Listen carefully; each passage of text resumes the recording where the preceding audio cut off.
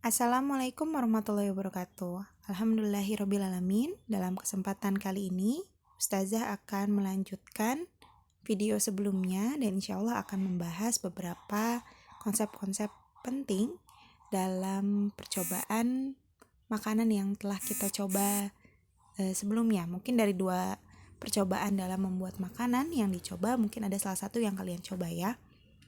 Dengan temanya adalah berbahan susu bubuk Milo yang mudah-mudahan mudah dicari. Kita mulai dengan membaca bismillah supaya menambah kebarokahan dalam ustazah ketika menjelaskan dan dalam kalian ketika mendengarkan. Oke, sebelumnya kita review kembali. Kalian telah diperlihatkan 2 percobaan membuat makanan sederhana yang memiliki bahan utama yang sama, yaitu Milo. Dalam aktivitas kita membuat makanan, terutama dalam makanan yang kita coba sebelumnya, sebenarnya terdapat konsep sains yang meliputinya dan juga pakem-pakem atau petunjuk dalam Islam sebagai pedoman ya. Jadi insya Allah Ustazah akan bahas beberapa konsep yang meliputi tapi juga dalam koridor atau petunjuk aturan dalam Islam. Konsep utama akan dijelaskan pada pertemuan kali ini, diantaranya yang pertama adalah pedoman mengenai makanan halal dan thayyib ya. Makanan yang halal tentu saja makanan yang dibolehkan untuk dimakan menurut ketentuan syariat Islam. Yang tentunya dalam bentuk atau berasal dari tumbuhan, buah-buahan, atau binatang ya. Semuanya pada dasarnya halal untuk dimakan kecuali ada nas atau hadis dalam Al-Quran yang mengharamkannya. Tentunya disebut haram juga apabila mengandung mudarat dalam kehidupan manusia. Poin yang kedua adalah kesehatan merupakan salah satu hak bagi tubuh. Dan Rasulullah bersabda, setiap penyakit pasti ada obat. Bila sebuah penyakit, ketika Allah menurunkan sebuah penyakit, maka Allah pasti akan menurunkan pula obatnya. Hadis riwayat Bukhari dan Muslim. Kemudian pedoman selanjutnya adalah larangan berlebih-lebihan. Makanlah, minumlah, berpakaianlah, dan bersedekahlah tanpa berlebihan dan sikap sombong. Riwayat Ahmad dan Abu Daud ya. Jadi ketika kita melakukan percobaan itu atau makanan apapun tidak boleh berlebihan. Ya, poin yang pertama, konsep yang pertama adalah tentang kalori. Sebenarnya berapa banyak kalori yang kita butuhkan setiap harinya? Nah, kalori sendiri merupakan hal yang sangat penting bagi tubuh manusia. Tanpa kalori, sel-sel dalam tubuh kita akan mati. Dan organ-organ vital seperti jantung, paru-paru tidak akan mampu melaksanakan fungsi dasarnya. Banyak penelitian dilakukan untuk memberikan data yang akurat mengenai jumlah kalori yang kita butuhkan dalam satu hari. Menurut pedoman ala makanan, untuk orang Amerika, ini untuk orang Amerika ya, jadi nanti Ustazah berikan data juga untuk rata-rata secara keseluruhan. Perempuan cenderung membutuhkan antara 1.600 hingga 2.400 kilokalori setiap harinya. Sedangkan laki-laki 2.000 hingga 3.000 kilokalori setiap harinya. Nah, untuk menghitungnya, kalian bisa menggunakan rumus umum. Sebenarnya ada rumus khususnya yang ada banyak turunannya, tapi Ustazah berusaha untuk menyederhanakannya. Sehingga utamanya adalah kita mengetahui kilokalori yang kita butuhkan pada laki-laki atau kilokalori yang dibutuhkan pada perempuan. Ini dengan perhitungan ini 30 kilokalori dikali BBI atau berat badan ideal. Atau kalau misalnya tidak menghitung berat badan ideal, kalian bisa menghitung berat badan kalian saat ini. Kalau untuk perempuan 25 kilokalori dikali berat badan idealnya. Jadi misalnya 30 kilokalori ya sama dikali misal berat badan kalian 40 kg, maka hasilnya jadi 1.200 kilokalori. Berarti kebutuhan setiap harinya kalian membutuhkan 1.200 kilokalori. Apabila kurang dari itu, maka kalian akan membutuhkan energi lebih. ya untuk melakukan sesuatu. Apabila berlebihan juga akan menyebabkan kalian menjadi mudah mengantuk. Terlalu berlebihan energi pun butuh disalurkan, dan itu juga bisa disalurkan dalam bentuk-bentuk yang seperti olahraga dan lain-lain. Nanti bisa kita kurang dan kita tambahi dengan kegiatan aktivitas kita sehari-hari. Oke, selanjutnya adalah informasi gizi yang ada di dalam setiap saset. Salah satunya saset Milo yang mungkin kalian lihat.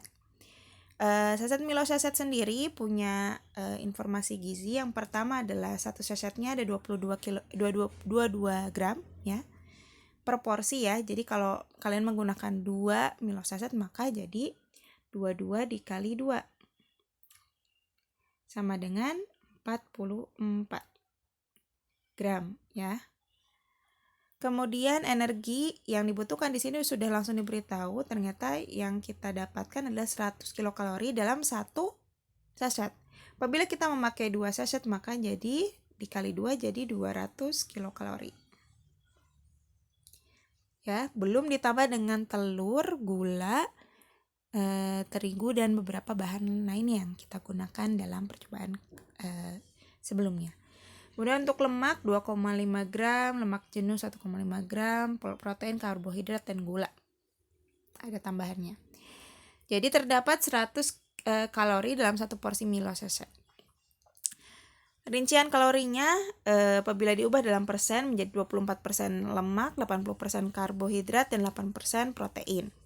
Perlu kita perhatikan juga selain tadi batasnya misalnya 1200 kilokalori, yang setiap orang berbeda sebenarnya kebutuhan kalorinya. Ada juga kebutuhan protein yang bisa kalian hitung sekitar 10-15% dari kebutuhan kalori total kalian. Misalnya, kalian kebutuhannya 1200 kilokalori, maka 10% dari 1200 adalah 10% kali 1200. Maka kalian akan mendapatkan 120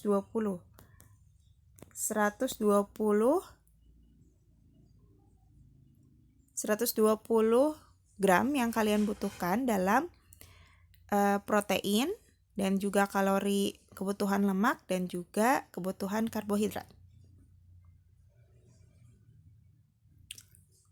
Maksudnya 120 kilokalori ya, karena kita menghitung dalam kilokalori. Jadi bisa dijumlahkan kebutuhan proteinnya apakah mencapai 120 kilokalori, lemaknya juga, dan karbohidratnya lebih banyak 60-75%. Mohon maaf tulisannya kurang jelas ya. Selanjutnya, setelah kita membahas tentang tadi kalori sendiri, kita lihat juga, mari kita mencontoh porsi makan ala Rasulullah SAW ya. Luar biasa, sebelumnya kita membahas dari sisi kesehatan yang diakui oleh dunia, jauh sebelum itu 1300 tahun yang lalu ya sekitar, Rasulullah sudah mencontohkan bahwa makanan yang harus kita makan itu harus sepertiganya, tadi tidak berlebih-lebihan dan kira-kira 1/3. Jadi 1/3 untuk ruang nafas, 1/3 untuk air, dan 1/3 untuk makanan. Dari Al-Mikdam, beliau berkata bahwa Rasulullah bersabda, tidaklah anak Adam memenuhi kantung yang lebih buruk dari perut. Cukuplah bagi anak Adam memakan beberapa suapan untuk menegakkan punggungnya. Namun jika ia harus melebihinya, hendaknya 1/3 perutnya diisi untuk makanan, 1/3 untuk minuman, dan 1/3 lagi untuk bernafas. Ya, dalam hadis riwayat Imam Ahmad At-Tirmizi. Jadi luar biasa, kita diingatkan kembali untuk tadi tidak berlebih-lebihan, dan makanan dan minuman 1/3 dan nafas alias tidak boleh tadi sampai kekenyangan ya. Selanjutnya ada beberapa catatan juga tentang Milo saset juga. Ada 3 hal yang bisa kita pelajari, keuntungan dan kelebihan, keuntungan dan kekurangan dari masing-masing jenis dari susu sendiri. Yang pertama adalah susu segar. Bedanya apa? Pertama, 87,5% kandungan adalah air. Kemudian yang kedua, 12,5% terdiri dari vitamin, mineral, protein, lemak, dan laktosa. Jadi luar biasa, susu segar itu mengandung 80% air, sehingga baik untuk menambah tadi porsi kebutuhan air kita, walaupun yang paling utama adalah air mineral ya. Setiap 250 ml susu mengandung 160 kalori dan 9 gram lemak. Tuh tadi ya. Untuk susu kental manis ya, ada 60% kandungan air dalam susu diangkat untuk masukkan susu kental. Mengandung pemanis sebanyak 40-45%. Jadi hampir setengahnya itu pemanis atau gula ya. Jadi memang susu kental manis adalah salah satu jenis susu yang sangat tidak disarankan sebenarnya. Kemudian yang ketiga adalah susu bubuk. Kelebihannya adalah awet, disimpan. Beberapa juga diperkaya dengan vitamin, mineral, dan zat tambahan lain. Dan ada kalsium, potasium, dan lain-lain. Tapi kalau diminta untuk memilih, tentu yang paling utama adalah susu segar. Namun susu bubuk bisa menjadi tambahan untuk kebutuhan kalori kalian. Kemudian poin yang kedua adalah mengenai campuran. Mungkin kalian beberapa masih ada yang bingung ya. Dalam percobaan sebelumnya kita mempraktekkan pengadukan dari beberapa bahan dan kita mendapatkan campuran sebenarnya dalam praktek ya. Jadi kita bedakan menjadi 3. Yang pertama adalah larutan, kita sebut sebagai larutan, atau nama istilah lainnya dispersi molekuler yang perlu kalian ingat larutannya saja, atau kita sebut juga sebagai campuran homogen ya. Kemudian yang kedua yang sering kalian dengar juga adalah lewat dulu ke sini ke suspensi atau dispersi kasar, atau kalian sering sebut sebagai campuran heterogen. Nah, di antaranya di tengah-tengahnya kita sebut sebagai koloid ya, yang kalian pelajari di SMP. Ya, untuk SD biasanya kalian hanya memahami tentang campuran homogen dan campuran heterogen. Ada juga yang kita sebut sebagai campuran koloid. Apa saja bedanya? Yang pertama, campuran homogen tak dapat dibedakan walaupun menggunakan mikroskop ultra. Jadi, campurannya bercampur langsung dengan larutannya. Jadi kita sebut larut ya, larutan. Semua partikel berdimensi kurang dari 1 nanometer, intinya tidak terlihat ya. Kemudian dalam satu fase, maksudnya kalau cair ya cair berarti ya, stabil dan tidak dapat disaring. Ketika kita menyaring maka tidak ada saringannya. Contohnya, langsung pada contohnya larutan gula. Ketika kita mencampurkan air dengan gula, mengaduk-aduknya hingga rata, maka menjadi larutan atau campuran homogen, bercampur menjadi satu. Larutan garam, spiritus, alkohol 70%, larutan cuka, air laut, udara yang bersih, dan bensin. Ini contoh dari larutan atau campuran homogen. Yang kedua, kita ke koloid ya. Koloid di antara campuran homogen dan campuran heterogen. Jadi secara makroskopis bersifat homogen, tetapi heterogen jika diamati dengan mikroskop ultra. Jadi memang secara penglihatannya seperti mencampur, tapi ketika kita amati dengan mikroskop tertentu akan terlihat perbedaannya. Ada partikel yang berdimensi antara 1 nanometer hingga 100 nanometer, kemudian ada 2 fasa.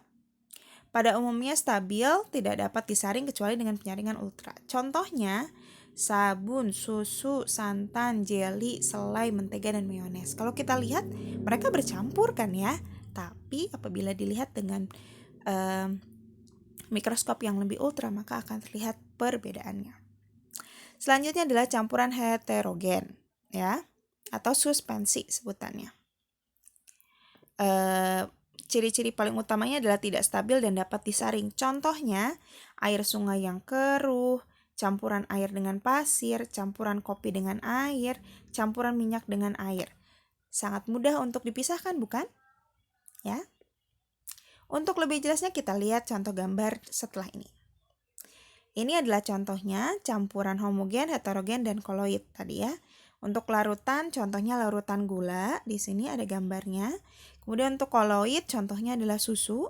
Kita lihat ya itu bercampur menjadi satu.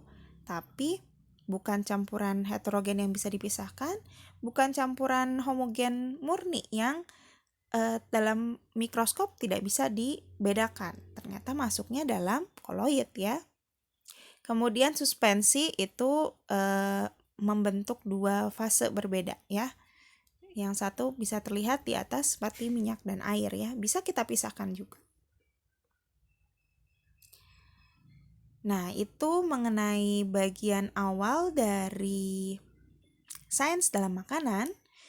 Selanjutnya, video selanjutnya insya Allah akan membahas mengenai dalam prosesnya pembuatan makanan. Apa ada hukum-hukum fisika yang ada di dalamnya, prinsip konsep fisika utamanya setelah ini, dan juga kesimpulannya. Jadi sebenarnya dalam makanan tersebut prosesnya ada apa saja dan apakah itu baik untuk tubuh kita, apakah itu buruk untuk tubuh kita.